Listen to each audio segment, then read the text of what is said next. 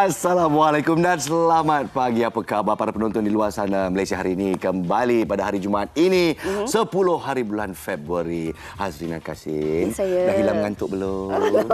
Habis satu Malaysia tahu saya mengantuk Tak sekarang apa, ni. tak Okey, apa. baik, satu jam ini kami nak bawakan perkongsian insya-Allah yang pastinya sama-sama kita peroleh manfaat daripadanya dan pastinya di hari Jumaat ini, hari yang penuh barakah ini, apa saja mungkin perancangan yang anda ingin lakukan, kita sama-sama doa yang baik-baik sahaja.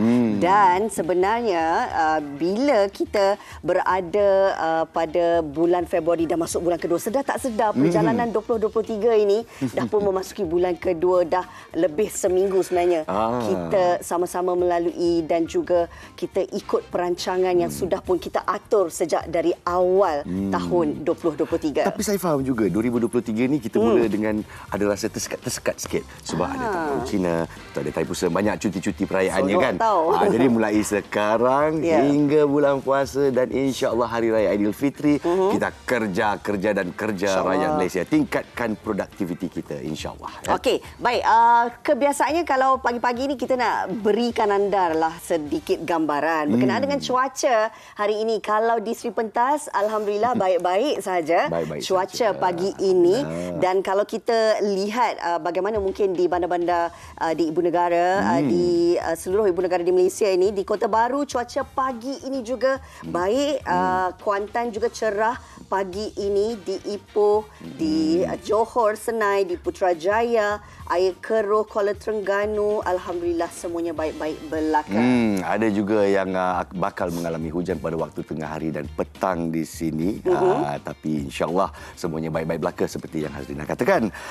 Amaran ribut petir pula, insya-Allah semuanya baik-baik belaka juga, kecuali ada juga amaran ribut petir di Betong, Sarikei, Sibu dan Mukah di Sarawak. Dan itu sahaja laporan cuaca kita pada pagi ini. Okey, ini juga kita nak bawakan pagi ini perkongsian yang saya percaya kisah ini sudah pun tular dan ianya menyentuh tentang angkara beruang matahari. Kisah yang saya percaya mendapat perhatian dalam kalangan penonton-penonton Malaysia hari ini. Beruang matahari yang dikatakan kabarnya ini di utara, di Kedah.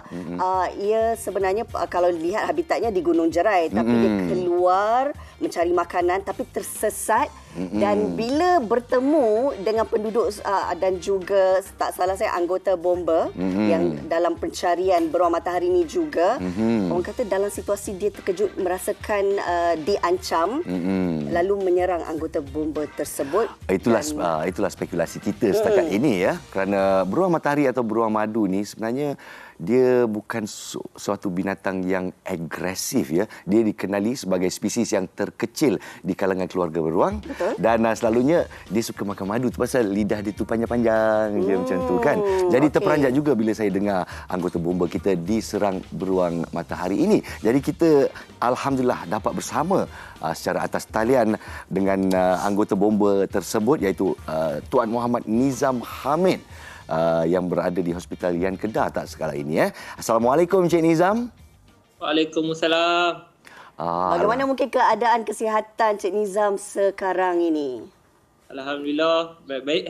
Alhamdulillah. Baik-baik, masih dapat tersenyum membesar tu tapi dengan tangan berbalut sampai begitu sekali ya. Jadi mungkin kita ceritakan kronologi apa yang kami fahami di MHI. Haiwan tersebut sebenarnya agak terperanjat dan agak takut ya. Mungkin boleh cerita dari sudut Encik Nizam sendiri. Silakan. Ya. Mana kejadian yang berlaku tu? Ya saya. Mula kejadian tu kami terima arahan, saya terima arahan untuk pantau beruang tu kan. Itu dalam padi tak nampak. Kami dapat arahan untuk memantau. Dia ada di mana? Ketika membuat pemantauan tu lah, dia duduk dalam padi yang tak potong lagi. Orang Kedah cakap tu tak kerak lagi lah. Orang Kedah tak kerak lagi, no? Dalam padi yang tak kerak lagi tu. Nak pergi buat pemantauan tu, saya jalan lah di atas Batam Bendang tu. Jalan saya punya jalan, tak nampak.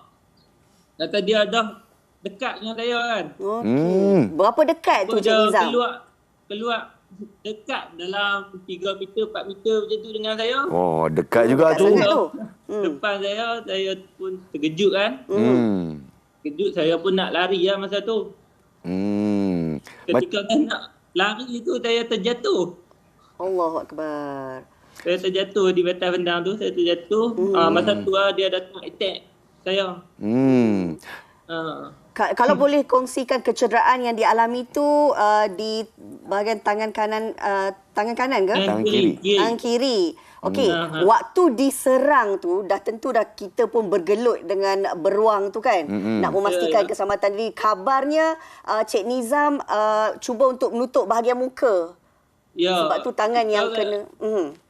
Kita automatik kan, kalau binatang tu nak serang, kita automatik tutup muka kan. Ya, blok muka nak. Pun buat lagu tu automatik tangan saya naik, Ya. tutup muka.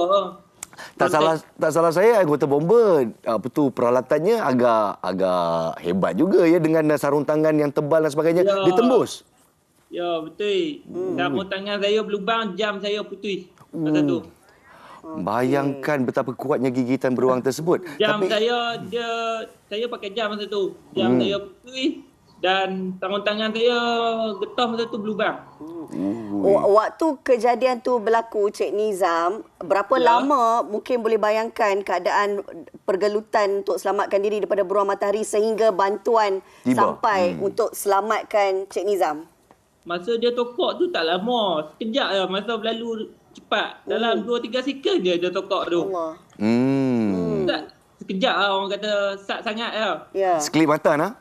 Sekelip mata. Jadi apa yang saya faham di sini, saya baru bercerita dengan Hazrina ya. Sebenarnya beruang matahari ini seekor haiwan yang agak takut akan manusia. Jadi sangat jarang kita dengar beruang matahari menyerang manusia. Jadi pendapat Encik Nizam yang dah lama bekerja sebagai anggota bomba. Mungkin dia pun panik kan dah. Orang-orang kampung duk dugaan dia lama dah kan. Dia pun panik kan. Dia dah dikepung kan. Dengan banyak orang kampung duk kepung. Ya. Lah ni kira dah ditangkap kan beruang matahari tu? Ya, perhentian dah ambil dah. Ya. Tangkap. Jadi bila perkhidmatan tangkap ni dia lepaskan semula di dalam hutan ke dia disimpan di dalam Dia dengar kata dia dimasukkan di tempat pemulihan dia dulu di Sungkai. Oh, di Cukai. Di Sungkai, Perak. Di Sungkai. Oh, Sungkai. Sorry. Jadi Di inilah tempat tempatnya. pemulihan dia, lepas tu dia okey baru mereka lepaskan dia balik lah. Keadaan sekarang tangan ni macam mana? Walaupun dah dibalut, masih lagi rasa sakit ke macam mana? Ada pergerakan dah? Sakit tu kurang. Bergerak. Dia 4 jari kebas.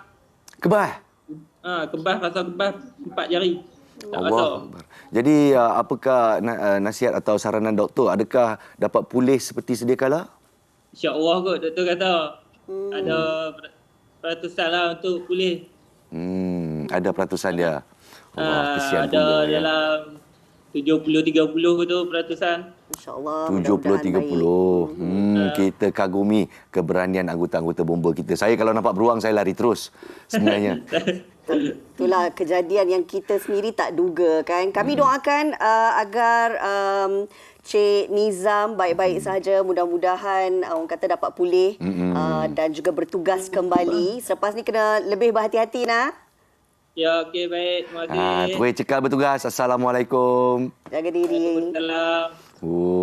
Cik Itu dia Hazrina kisah Kasim Cik kita Nizam. Ya. bila dah jumpa orang kampung, dia keluar.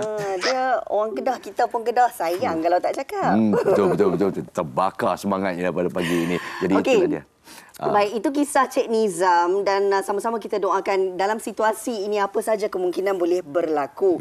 Dan kita juga mengharapkan bagi anda yang tinggal di kawasan perkampungan berdekatan dengan hutan ataupun gunung dan sebagainya, pastikan keselamatan diri dan juga anak-anak anda. Kita tak tahu, kadang-kadang mereka ini keluar daripada habitat mereka untuk mencari makanan dan sebagainya. Semakin kerap Ya, sebab kalau dahulu kita dengar kisah gajah masuk ke kawasan penempatan kan. Ini nak ditambah pula dengan cuti sekolah nanti. Kena nak awasi pergerakan anak-anak kita, tak mahu kejadian yang sama berulang kembali. Betul. Dibi, cuti sekolah ni kadang-kadang kita balik kampung kan. Jadi anak-anak kita, pantaulah anak-anak kita. Ketahuilah di mana mereka berada. Saya masa kecil-kecil tu kalau pergi kampung ni jahat juga. Ya ke? Dia suruh jangan pergi sawah nipah tu. Tapi sanalah tempat yang paling seronok. Pergi juga? Diam-diam pergi. Saya baiklah. Mak kalau tengah menonton, sorry mak. Mak pun tak tahu, ya Allah. Tiba-tiba kalau mak menonton, dia dah tahu dah. Allahu Akbar. Okey, itu salah satulah. Kalau cuti sekolah memang lokasi balik kampung tu antara yang paling utama. Betul. Tetapi kalau bagi anda yang berada di kawasan di Lembah Kelang ini, sebenarnya kami nak bawakan pemerhatian untuk anda ke pameran Tuanku Abdul Rahman Agong yang pertama. Tapi sebenarnya dia berada di Galeri Diraja Tuanku Jaafar Negeri Sembilan. Jadi orang Nogoi atau siapa yang melawat Nogoi ini, saksikan pameran Agong yang pertama Malaysia. Jangan kita kelirukan dengan bapa kemerdekaan. Agong pertama adalah Tuanku Abdul Rahman ibni almarhum Tuanku Muhammad. Kita saksikan.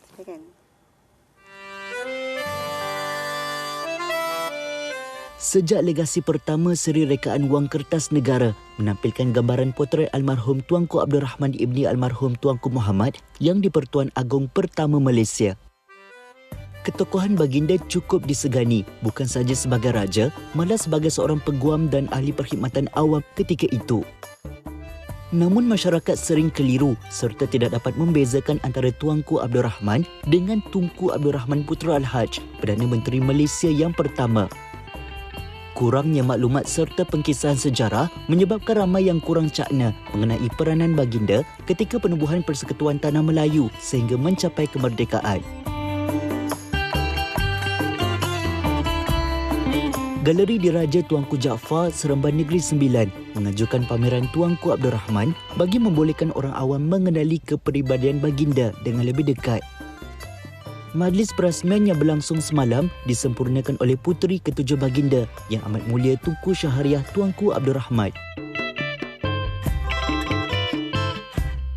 Turut hadir putera yang empat iaitu Tunku Besar Seri Menanti, Tunku Ali Redauddin Tuanku Mukris, Tuanku Laksamana Negeri Sembilan, Tunku Nakiuddin Tuanku Jaafar dan Tunku Muda Seting Tunku Imran Tuanku Jaafar bagi meraihkan 250 tahun institusi Diraja Negeri Sembilan.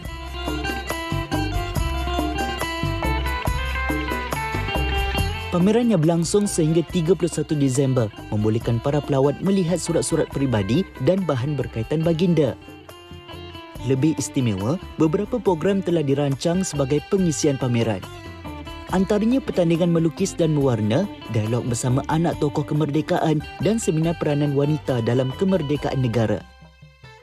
Baru 1 hari dibuka, kunjungan serta sambutan daripada orang awam terutama pelajar sekolah begitu menggalakkan. Hari ini saya dapat banyak pengalaman. Contohnya, dapat ilmu tentang sistem pemerintahan. Biasanya saya tengok muka dia dalam duitnya. Sekarang saya tengok muka dia dalam perasaan saya sangat gembira. Saya ada dapat satu peluang untuk kenal tentang sejarah dia. Saya sebagai guru geografi dah dan sejarah ini telah lama saya tinggalkan. Saya sebenarnya mengimbas kembali. Baru saya recall balik siapakah tokoh hebat ini. Tuanku Abdul Rahman itu saya rasa sepatutnya diwajibkan sebab sejarah bukan subjek yang mudah. Bila sebut sejarah, ada unsur-unsur yang macam macam mengantuk, bosan. Saya rasa salah satunya ini boleh dijadikan sebagai pembelajaran luar bilik darjah yang harus saya rasa digalakkan, diwajibkan. Once a while kena datang galeri ini. Usaha seperti ini wajar diberi pujian kerana dapat meningkatkan kefahaman mengenai sejarah serta rasa cinta kepada negara. Secara tidak langsung, masyarakat terutama generasi baru dapat menghayati erti kemerdekaan dengan lebih baik.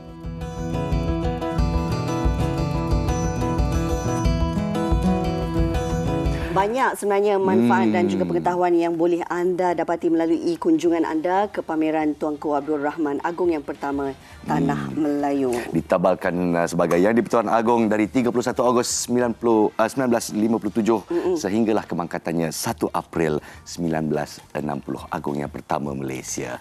Baik, kita nak berehat seketika. Sekembalinya nanti dalam segmen Soal Wang, kita nak berbincang berkenaan dengan pembentangan semula bajet 2023. Di bawah kerajaan perpaduan ini, apakah yang menjadi fokus keutamaan dan bagaimana ia dapat memacu pembangunan negara? Semuanya akan kita kupas bersama dengan tetamu istimewa kami di Malaysia hari ini. Jangan ke mana-mana.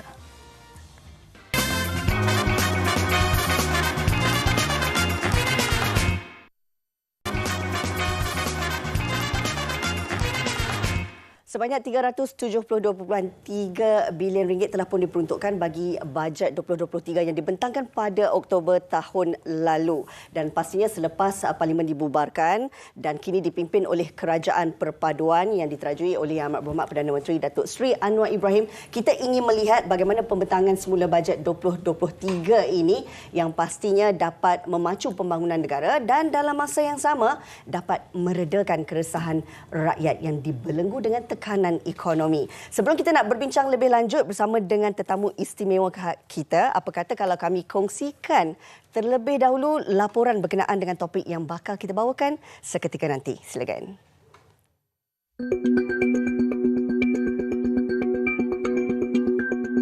Bajet 2023 yang akan dibentangkan semula pada 24 Februari ini dijangka berasaskan kepada keadaan semasa ekonomi domestik dan juga global.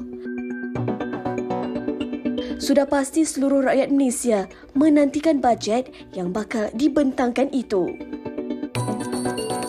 Belanjawan kali ini akan menjadi titik permulaan untuk merangka kaedah baru agar kerajaan dapat menambah pendapatan sekaligus mampu disalurkan semula untuk pemerkasaan ekonomi rakyat. Pembentangan bajet 2023 pada bulan Oktober 2022 lalu memfokuskan ekonomi yang inklusif dan mampan. Sebanyak RM372.3 bilion telah diperuntukkan yang merangkumi semua aspek politik, ekonomi dan sosial. Selain itu, rangka bajet 2023 dikatakan akan memberi fokus untuk memacu pertumbuhan ekonomi negara menerusi keyakinan pelabur, seterusnya berupaya memberi rahmah kepada rakyat secara menyeluruh.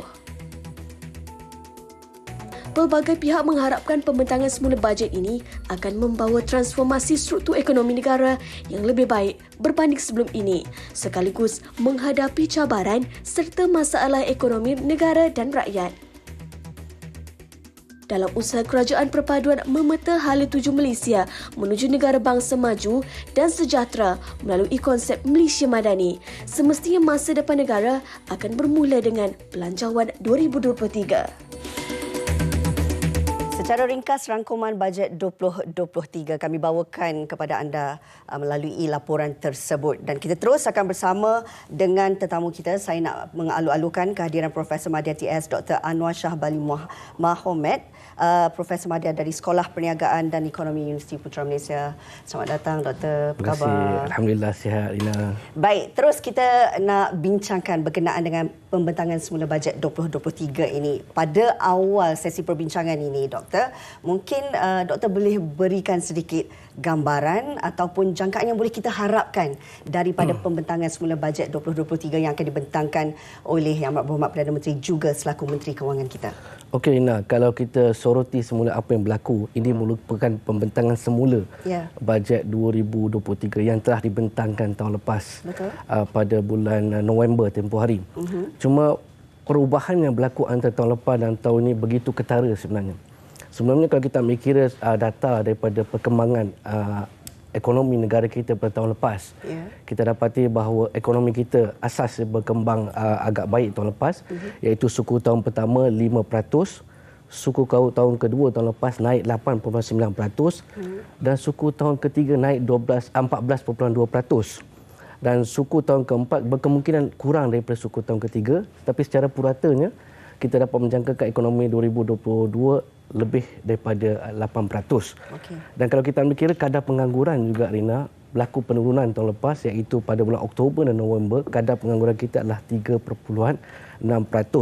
Dan kita ambil kira ini disebabkan oleh berlakunya pembukaan sektor ekonomi itu sendiri, yang mana bila ekonomi itu dibuka maka lebih banyak peluang pekerjaan dicipta.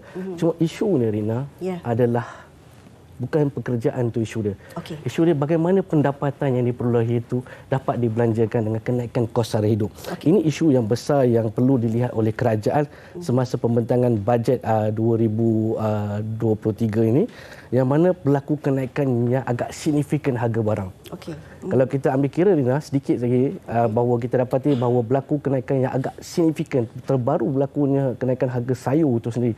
Yang mana kalau kita ambil data daripada sebuah surat khabar terkenal baru ni yang menyatakan bahawa data daripada peniaga pasar basah di Kuala Lumpur tu menunjukkan dengan begitu jelas kenaikan harga. Contohnya timun RM1.80 sekilo naik RM6.50. Tomato kecil daripada RM7 naik ke RM10. Tomato medium daripada RM8 naik ke RM11. Dengan kenaikan harga barang ni menyebabkan berlakunya satu keadaan di mana kerajaan perlu melihat dari sisi kesannya itu sendiri. Okey, baik. Kalau kita lihat sebenarnya apa yang disentuh oleh Amat Berhormat Perdana Menteri yang mengatakan bahawa beliau memberi jaminan bahawa bajet 2023 ini akan memenuhi keperluan semua golongan rakyat. Ini yang dikatakan bahawa fokus utama adalah rakyat. Dan jika kita lihat semestinya golongan B40 ini sudah kita tahu bagaimana ia mendapat perhatian kerajaan sendiri. Tetapi dalam masa yang sama kabarnya golongan M40 tidak akan dipinggirkan kerana tekanan ekonomi itu bukan sahaja dirasai oleh golongan B40 tetapi M40 yang mempunyai komitmen yang ada perbelanjaan harian seperti biasa. Bagaimana kita melihat dalam situasi ini kerajaan perpaduan ini boleh mengembalikan kepercayaan kepada rakyat sendiri, Doktor? Okey, kalau kita lihat semula betul apa yang Rina sebut, sebab asas dia pada ketika ini yang berhadapan dengan krisis semua pihak. B40, M40 dan ada T20 yang telefon saya pun. Doktor, jangan lupa bagi tahu T20 pun ada masalah pada ketika ni. Ada ya, Doktor? Ya, ada. T20 pun ada yang kontak saya. Kita ambil kira sebab T20, entry level T20 adalah RM10,971. Di mana ada juga pendapatan T20 itu, T20 itu yang perlu diberikan perhatian.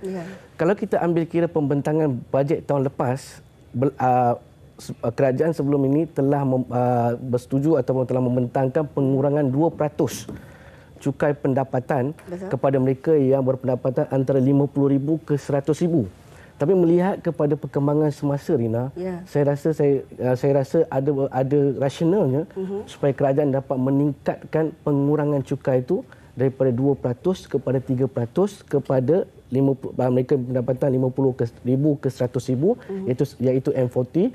Bahkan saya nak cadangkan bahawa pengurangan 1 ke 2% pada mereka yang berpendapatan setahun RM100 ke RM150,000. Iaitu sebagainya adalah T20 entry level. Sebab mereka juga amat terkesan. Sebab apa pengurangan cukai pendapatan ini bagus? Sebab dia akan membantu untuk disposable income, di mana ada pendapatan lebih atau wang lebih yang mereka boleh gunakan untuk menampung kenaikan kos sara hidup itu. Itu salah satu cadangan yang saya rasa boleh dipertimbangkan semasa pembentangan bajet yang cover B40, M40 dan juga T20. Okey, Doktor, kalau selain daripada cukai ini, apa lagi mungkin strategi ataupun formula yang perlu dilakukan oleh kerajaan perpaduan ini untuk memastikan bahawa kelangsungan hidup ini dapat diteruskan? Kerana kita faham 2023 ini cabarannya lebih besar dengan jangkaan kemelesetan ekonomi, dengan ketidaktentuan ekonomi global ini. Pastinya ia akan memberi satu cabaran untuk semua pihak. Apa mungkin strategi dan juga formula asas yang perlu ada bagi kerajaan ini? Okey, kalau kita lihat Rina, sebagaimana Rina sebut, Bank Dunia telah mengunjulkan bahawa ekonomi global akan berkurangan daripada 3% yang diunjulkan turun kepada 1.7% saja. Bahkan ekonomi Malaysia juga berada pada tahap sederhana, itu 4% saja. Perkara paling penting yang saya nampak di sini adalah bagaimana mengurangkan kebergantungan barangan import. Sebab apa? Kita mengimport makanan 2021 lebih daripada 60 bilion. 2022 lebih daripada 70 bilion. So bila kita nak kurangkan kebergantungan ni, maka kita perlu buat production dalaman. Pengeluaran dalaman itu. Sebab itu saya ada mencadangkan di sini bahawa kerajaan boleh mempertimbangkan untuk menyewa tanah milik kerajaan untuk disewakan kepada mereka yang ingin membuat pertanian, khususnya yang berkaitan dengan sayuran itu sendiri, supaya internal production itu mencukupi. Salah satu sebab mengapa kenaikan harga barang ni berlaku adalah permintaan lebih tinggi daripada pengeluaran, salah satu sebab. So disebabkan itu bila kita mengimport, kita bergantung pada orang lain, Rina. Sebab itu kita perlu memaksimumkan internal production supaya kita boleh mengawal harga barangan. Saya nak cadangkan bahawa kerajaan memberikan perhatian untuk memberikan tanah secara sewaan, kalau bolehlah, Rina, untuk setahun atau 2 tahun sewa secara percuma. Selepas tu dengan progres yang baik, tanaman berkembang, maka boleh menyewa kepada mereka inilah. Yang kedua, sudah sampai masanya untuk kedai runcit setempat. Kedai runcit setempat itu perlu diberikan perhatian. So untuk memastikan bahawa, sebab isu ni sekarang ni bukan sahaja isu berkaitan dengan makanan itu saja, makanan production, contohnya makanan restoran, tapi bahan mentah itu sendiri. So dengan adanya kedai runcit setempat yang diusahakan, mungkin kolaborasi antara kerajaan juga koperasi, dan koperasi itu dapat mengawal harga barangan kita pada hari ini. Kedai runcit ini pernah diperkenalkan dulu sebenarnya. Cuma pada ketika ini saya rasa sudah sampai masanya untuk memperkenalkan supaya mengawal harga bahan mentah. Sebab kita bukan sahaja melihat pada barang makanan di restoran yang naik. Dan keduanya, kita memang ada sekarang ni menu rahmah tu, satu inisiatif yang baik. Cuma kita melihat sejauh mana pada long term tu, pada jangka masa panjang, supaya dapat dikawal bahan mentah itu supaya ianya dapat menjadi boleh sustain benda itulah. Dan ia memungkinkan untuk kita tidak bergantung lagi kepada bekalan bahan import, kerana kita melihat isu security makanan ini juga menjadi satu aspek yang utama, Doktor. Dan bagaimana pula kalau kita nak sentuhlah dalam usaha kita cuba untuk meneruskan kelangsungan hidup golongan rakyat ini yang perlu diberi perhatian, masa yang sama juga kita nak melihat sejauh mana daya saing ataupun kemampanan ekonomi kita nak bawa pembangunan negara ini pada tahap yang sepatutnya.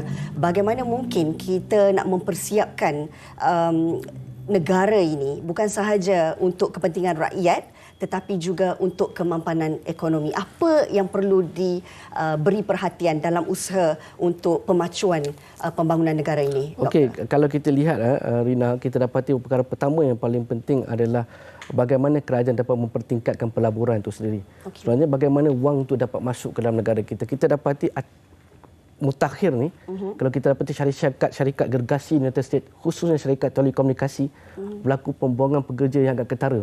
Microsoft sendiri, yang terbaru Zoom sendiri membuang staf. Ini menunjukkan bahawa terdapat trend di peringkat dunia berlaku pengurangan staf yang agak signifikan, khususnya melibatkan beberapa sektor. Sebab itu pada ketika ini kerajaan perlu memainkan peranan untuk menarik pelabur-pelabur ini datang supaya dia dapat mencipta peluang pekerjaan. Sebab pertamanya adalah kita dapati bahawa sekarang ini peluang pekerjaan itu, walaupun saya seperti kadar pengangguran 3.6%, tetapi pada tahun ini adalah tahun yang amat mencabar sebenarnya.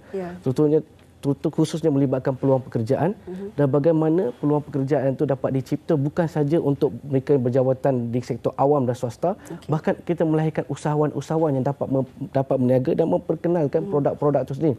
Pada pandangan saya, kerajaan perlu membantu, khususnya memberikan tanah seperti saya tadi, memberikan ruang mereka untuk terlibat dalam kedai runcit dan sebagainya supaya mereka dapat diberikan peluang. Satu lagi perkara penting, kita tahu bahawa harga komuniti khususnya getah jatuh pada ketika ini. Dan kesannya ketara di mana bila harga getah jatuh, di mana pekebun kecil dan juga penoreh getah sekarang ini berhadapan dengan kesukaran. Sebab itu selain daripada kerajaan memberikan bantuan tunai, yang saya menjangkakan kerajaan akan dalam bajet yang akan dibentangkan memberikan bantuan tunai, dan saya mengharapkan kerajaan juga dapat mengalihkan pekebun kecil yang berasas dari getah ini untuk juga terlibat dalam tanaman sayuran ni sekarang ni. Siapa sangka, Lina, harga sayur naik secara mendadak. Kan? Dan ini adalah sebenarnya perkara yang boleh memberikan manfaat kepada mereka yang ingin terlibat di dalam sektor sektor pertanian. Salah satu perkara lagi yang penting yang bukan agak signifikan, bukan hanya harga makanan saja naik. Bahkan harga yang melibatkan barang-barang konstruksi perumahan itu pun naik. Bahkan otomotif pun naik. Jadi apa yang kita boleh jangkakan adalah rumah pun berpotensi untuk naik. Sebab berlaku kenaikan 10 ke 20% yearly. So ini dia perkara penting untuk kerajaan lihat, dan saya ingin mencadang kepada kerajaan supaya melaksanakan atau memperkenalkan rent to home ni ataupun pemilikan rumah secara sewa beli. Sekarang ni ada tapi perlu diperluaskan. Sebab apa?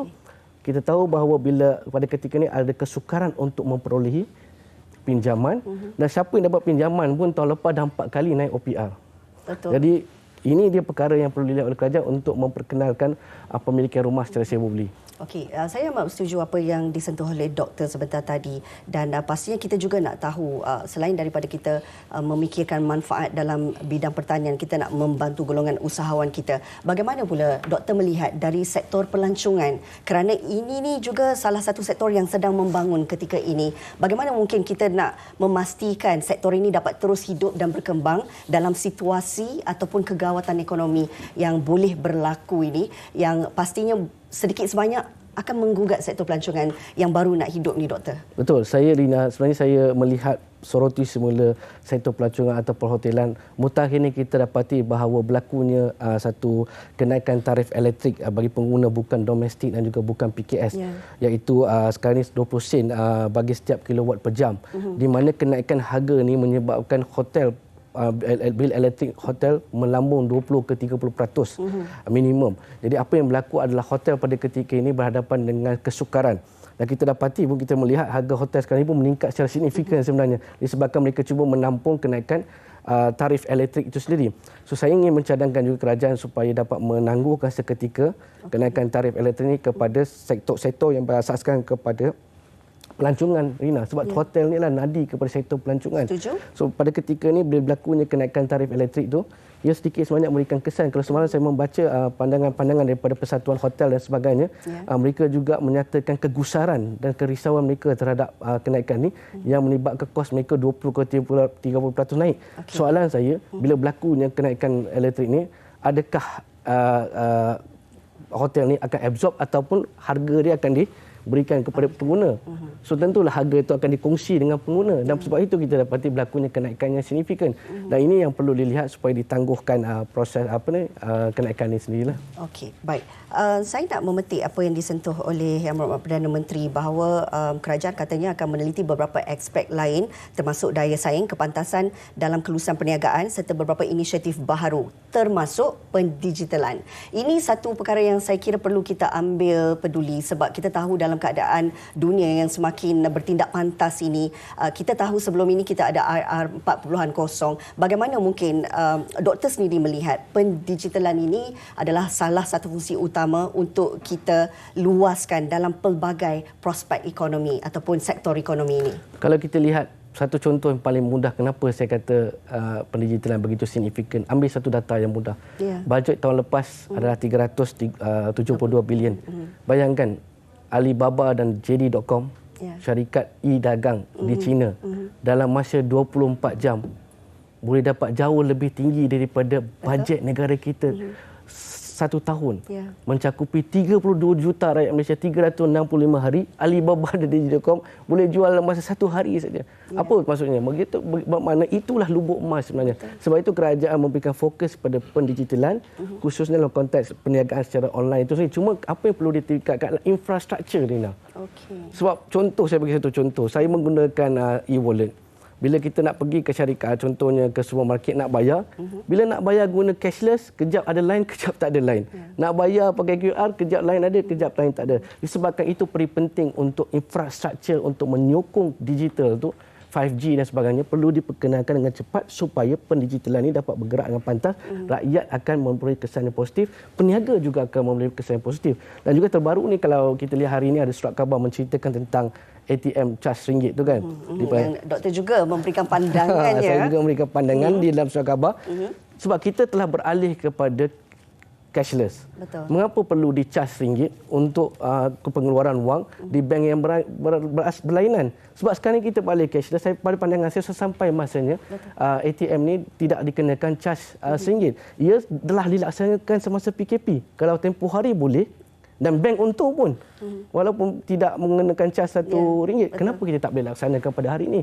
Pada ketika rakyat pun berhadapan dengan masalah yang sama atau bahkan lebih mencabar dibandingkan sebelum ni. Setuju. Dan kita melihat bahawa ianya adalah sama-sama untuk berkongsi manfaat. Kita mahukan rakyat yang sejahtera. Di akhir perbincangan ini, sedikit rumusan daripada doktor berkenaan dengan pembentangan semula bajet 2023 ini. Sudah tentunya kita mahukan rakyat sendiri yang diberi keutamaan keutamaan dalam masa yang sama ekonomi negara ini terus mampan, Doktor?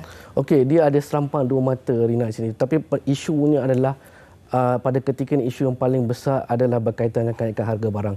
Okey. So saya menjangkakan kerajaan akan memberikan fokus kepada sektor berkaitan dengan makanan dan pertanian. So sektor ini akan mendapat bajet yang tinggi daripada kerajaan untuk memacu industri pemakanan dalam negara kita. Dalam masa yang sama, kerajaan juga perlu melihat dari segi subsidi itu. Sebab subsidi yang berlaku atau tahun lepas adalah unjuran lebih daripada 70 bilion. So bagaimana kerajaan dapat membuat perbelanjaan yang mampan supaya subsidi dapat diuruskan dengan baik, peralihan subsidi itu berlaku. Dan masa sama saya mengharapkan tadi supaya berlakunya pengurangan cukai pendapatan M40 dan T20 supaya mereka boleh berbelanja. Sebab apa, Rina? Kalau melalui perbelanjaan itu maka ekonomi itu akan bergerak. Baik. Itu yang paling penting pada pandangan saya. Terima kasih banyak-banyak. Kita nak ucapkan kepada Profesor Madya TS Dr. Anwar Shah Bali Mahomed, Profesor Madya di Sekolah Perniagaan dan Ekonomi Universiti Putra Malaysia. Kita mengharapkan semuanya baik-baik belaka, Doktor, dalam situasi kita berdepan dengan kemelut ekonomi dunia ini. Pastinya kita mengharapkan rakyat ini diberi fokus dan keutamaan. Terima kasih sekali lagi. Okey, kita nak sentuh juga berkenaan dengan kadar pertukaran wang asing. Kita mulakan dengan $1 Amerika Syarikat bersamaan dengan RM4.33 ringgit Malaysia, $1 Singapura RM3.26, RM100 Indonesia 0.029 sen, 100 Baht Thai bersamaan dengan RM12.88 dan 100 won Korea bersamaan dengan 34 sen. Harga emas semasa pula 916 22 karat, harga semasanya RM261.61 dan 999 24 karat RM285.32 sen. Ini dia 5 kaunter paling aktif ketika ini di Bursa Malaysia.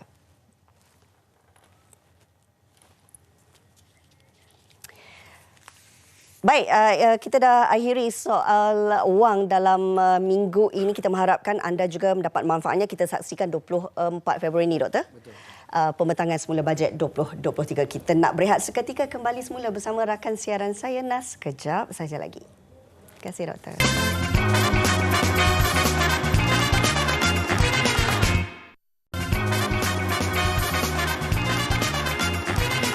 Terima kasih kerana masih bersama kami di Malaysia hari ini dan wawancara bersama rakan tugas saya Hazrina Kasib sebentar tadi, pembentangkan bajet 2023 yang dibentangkan semula. Jadi di sini kita ingin memacu Malaysia ke depan. Rahsianya untuk saya lah adalah pembinaan modal insan yang bersedia bukan saja untuk berjuang di duniawi tapi juga berjuang untuk ummah buat hari akhirat atau hari perhitungan kita nanti. Jadi kita di sini untuk memanjangkan peluang kepada anda para penonton juga untuk sama-sama berjuang dan sama-sama mendapat pahala yang melimpah ruah. Jadi pada pagi ini kita bersama-sama dengan pengurusi Matafiz Imaniah Zahidiyah. Dipersilakan Ustaz Adam Shah bin Datuk Sri Syahidan. Assalamualaikum Ustaz. Waalaikumsalam warahmatullahi wabarakatuh.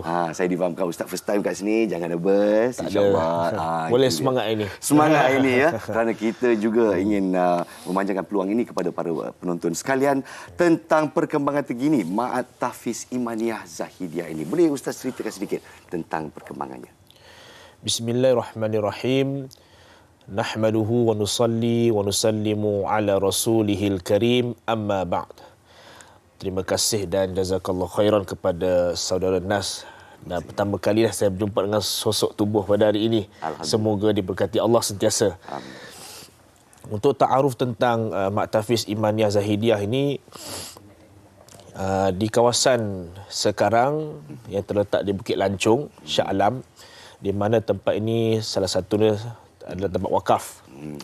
Diwakafkan oleh seorang hamba Allah kepada saya untuk menjalankan amanah dengan sebaik mungkin untuk membina sebuah kompleks yang besar di sekitar Matafiz Imaniah Zahidiyah ini. Kalau kita tengok di Matafiz Imaniah Zahidiyah ni ada 2 blok. Dia blok pertama dengan blok kedua. Baiklah. Saudara Nas boleh tengoklah keadaan di situ. Dan juga blok pertama dengan blok kedua ni kita mahu membina sebanyak 3 tingkat lah. 3 tingkat. Setiap satu blok tu 3 tingkat, mampu memuatkan seramai 100 orang pelajar. Di mana majoritinya adalah kebanyakan adalah asnaf. Dan mereka tidak membayar yuran dan mereka menghafaz Al-Quran sepenuh masa. Daripada pagi sehingga ke malam. Itulah tarbiyah yang pertama lah. Yang kedua, kita ada masukkan sedikit elemen-elemen akademik untuk mereka lah. Seperti mana Saudara Nas kata, untuk duniawi dan akhirat. Itulah matlamat kami lah. Dan kos untuk membina Mak Tafiz ini pun sebanyak RM keseluruhannya untuk melengkapkan kesemuanya adalah 15 juta ringgit. Kalau kita lihatlah keadaan Mak Tafiz ni pun agak uzur dan tak selamatlah untuk digunakan, seperti shilling di kawasan asrama, di kawasan surau, di kawasan mereka tempat riadah dan sebagainya lah. So kami sekarang ini masih dalam proses untuk mengumpul dana yang secukupnya, memastikan setiap infrastruktur di Mak Tafiz ini selamat untuk digunakan.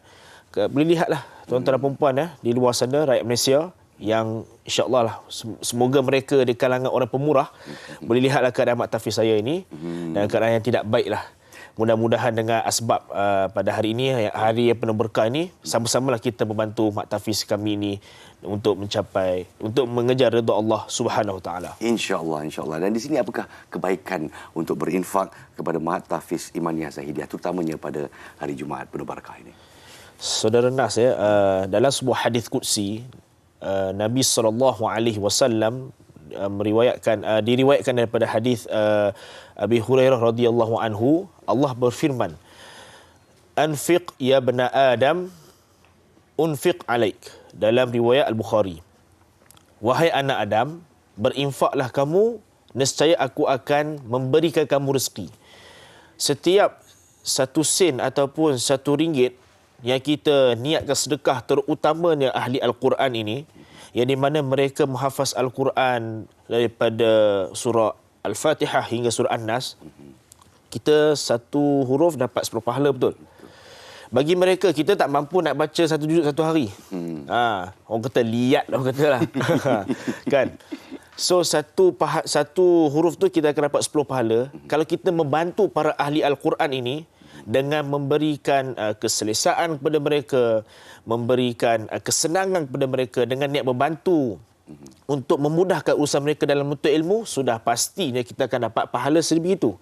Yang dimaksudkan oleh Nabi itu, satu huruf dapat 10, apatah lagi yang infak untuk ahli Al-Quran. Allah berfirman, "Wa ma anfaqtum min syai'in fahuwa yukhlifuh wa huwa khairur raziqin." Apa-apa yang kita infakkan untuk di jalan Allah, Allah akan gantikannya balik. Itu janji Allah dan Rasul. Sesungguhnya dia maha pemberi rezeki. Kepada tuan-tuan dan perempuan yang dimuliakan oleh Allah Azza wa Jal, ada 2 nombor akaun di situ, ada Maybank dan CMB, dan nombor telefon saya untuk pertanyaan lebih lanjut. Maka dengan itu, pada hari Jumaat ini, kita jangan bersedekah pada bulan Ramadan saja. Kita tak boleh menjadi hamba kepada Ramadan, tapi jadilah hamba Allah. Nabi SAW adalah orang yang sangat pemurah. Pemurah Nabi bukan pada bulan Ramadan saja, tapi Nabi sentiasa pemurah. Maka dengan itu, dengan asbab sedekah itu, pertama, boleh menyembuhkan kita daripada pelbagai penyakit. Amin. Kalau kita susah, Allah tolong kita. Amin. Kalau kita memerlukan hajat, Allah akan kabul. Kerana kita membantu orang yang memerlukan, terutamanya mereka yang hafal Al-Quran. Kita sanggup hantar anak-anak kita mengaji universiti. Kita nak pasti pertama mesti selesa. Apatah lagi kalau mereka yang mengaji ilmu agama ni, menghafal kalam Allah ni, sudah pastinya kita wajib membantu mereka kerana mereka adalah daripada golongan asnaf. Alhamdulillah. Jadi kepada rakyat Malaysia di luar sana yang ingin membantu dengan seikhlas hati, itulah dia butir-butiran yang ada di atas skrin anda. Ada 2 nombor akaunnya di sana dan juga nombor Ustaz Adam sendiri. Jadi kita nak ucapkan sekali lagi setinggi-tinggi terima kasih kepada Ustaz Adam Shah bin Datuk Seri Syahidan kerana bersama kita untuk bercerita tentang peluang untuk anda semua berinfak kepada Mak Tafiz Imaniah Zahidiyah. Semoga terus sejahtera dan semoga sampai ke matlamat dia. Kita berehat seketika. Amin. Dan kita kembali bersama rakan tugas saya Hazrina Kasim selepas ini.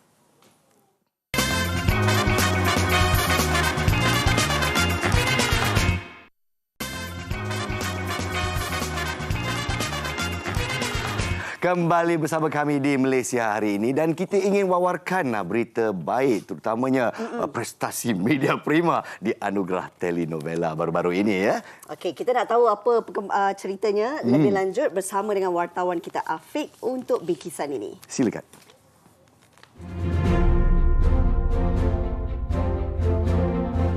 2 tahun tanpa penganjuran akibat penularan COVID-19, Malam Gala Anugerah Telenovela kembali untuk edisi ke-8 yang berlangsung di Pusat Dagangan Dunia WTC Kuala Lumpur malam Sabtu lalu. Acara berprestij yang dianjurkan oleh Yayasan Pembangunan Buku Negara YPBN bersama Majlis Profesor Negara menghimpunkan karya adaptasi atau novel ke drama, telefilm dan filem terbaik bagi tempoh 3 tahun berturut-turut mulai 2020. Sebanyak 106 calon karya disenarai pendek bagi merebut pengiktirafan dalam 48 kategori yang dipertandingkan. Inisiatif ini merupakan tanda sokongan YPBN bersama Gabungan Persatuan Penulis Nasional Malaysia GAPENA, Dewan Bahasa dan Pustaka DBP serta Persatuan Pengarah Filem Malaysia FDAM seiring dengan hasrat kerajaan untuk merancakkan lagi industri penerbitan dan seni kreatif negara.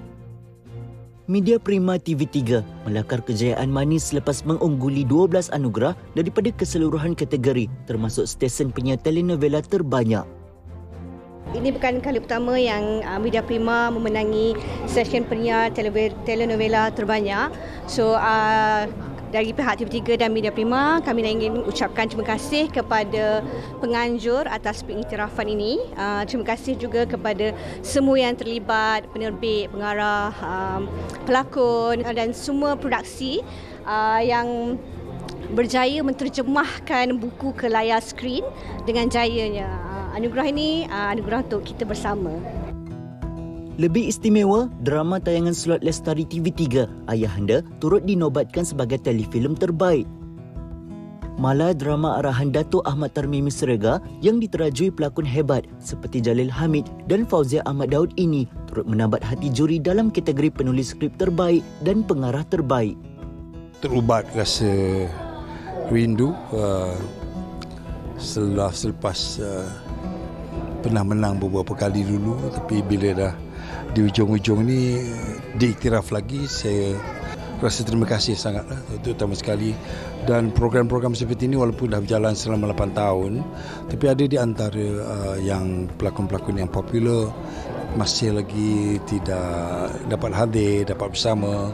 Semoga ianya dapat dikembangkan, dapat lebih bagus lagi, dan penerimaan respon daripada pelakon-pelakon yang popular juga supaya lebih baik daripada hadir.